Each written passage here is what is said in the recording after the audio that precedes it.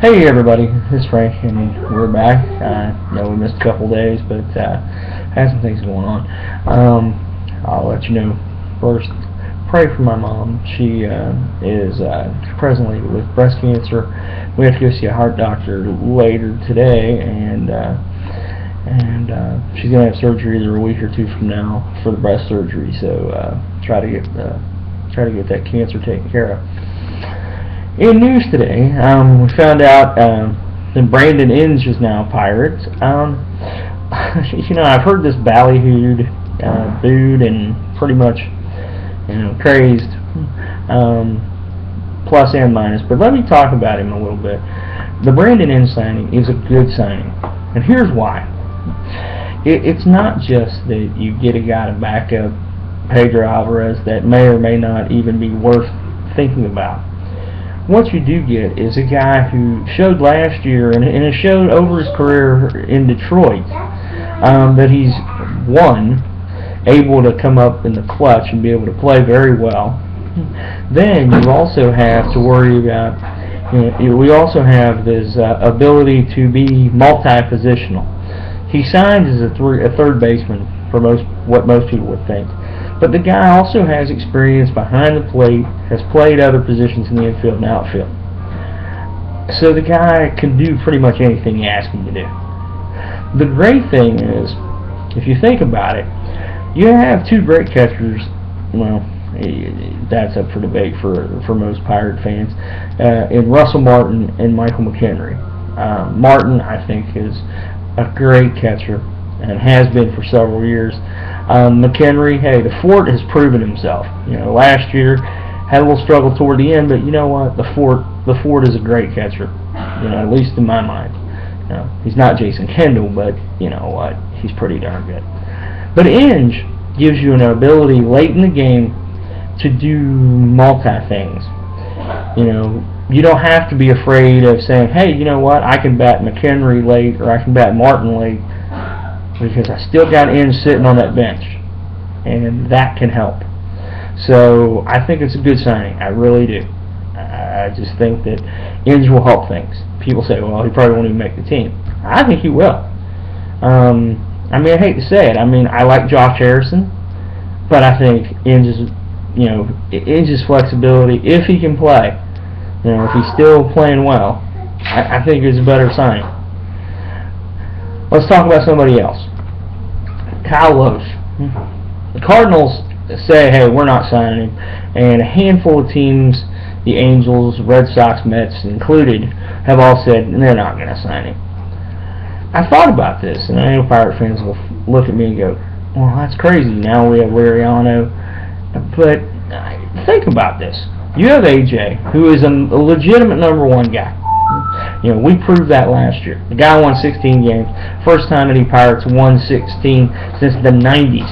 Okay? You got Lohse, who could come in and absolutely be your number 2 starter. You can control him for a couple of years, maybe 3. Give him a 3-year deal. Then you've got a combination of Wandy, McDonald, Karstens, Charlie Morton when he finally comes off the DL.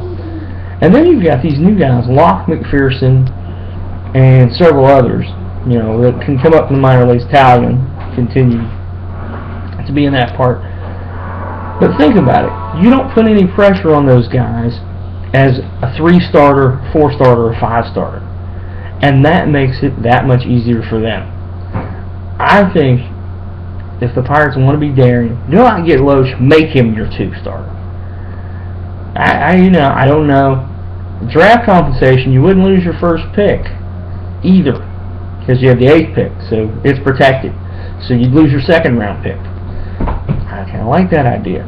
I think it's a wise choice. So let's just see what happens. If anybody has been watching TV lately, MLB Network is trying something new, and I really like it. I thought it would suck, but it's actually a pretty good show. It's called the Next Knuckler, and it features Tim Wakefield, who started out his career in Pittsburgh and ended up winning World Series in Boston. And Wakefield is awesome, and he's teaching guys Included in this are Doug Flutie and the Booties, J.D. Booty and Josh Booty. J.D. went home last night as the first loser in this competition. A couple other guys, Ryan Parlow and I can't think of the other guy right now. Green, I think, is his last name. But anyhow, these guys are learning how to throw knuckleball.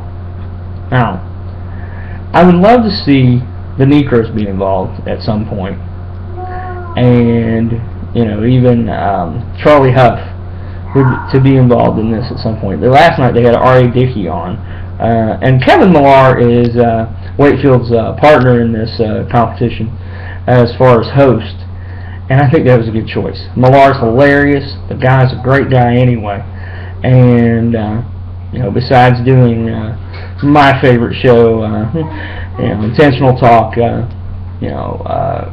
Millar's a great person. So I think it's a great show. Anyhow, last night they started teaching you how to throw the knuckleball and trying to get no spin on the ball, which was a good lesson. I think any young kid that is looking to learn something, it'd probably be a good educational show for him. And you learn a little bit from those two guys. I think it's a good show. Lastly, non-baseball related, but my favorite show, my only real show that I want to take time out not to watch baseball, is Arrow, based on the DC Comics character Green Arrow, of course. And I just love the show. I talk about it all the time on Twitter. And if you want to contact me via Twitter, it's The Real Score Co. Just contact me there, and also available on Facebook and at the website, therealscore.co, and that's where most of these post as well. So anyhow, Arrow, great show last night, and loved it, but gotta take this, and so guys, have a great day. Thanks. Call from Cancer Care Team.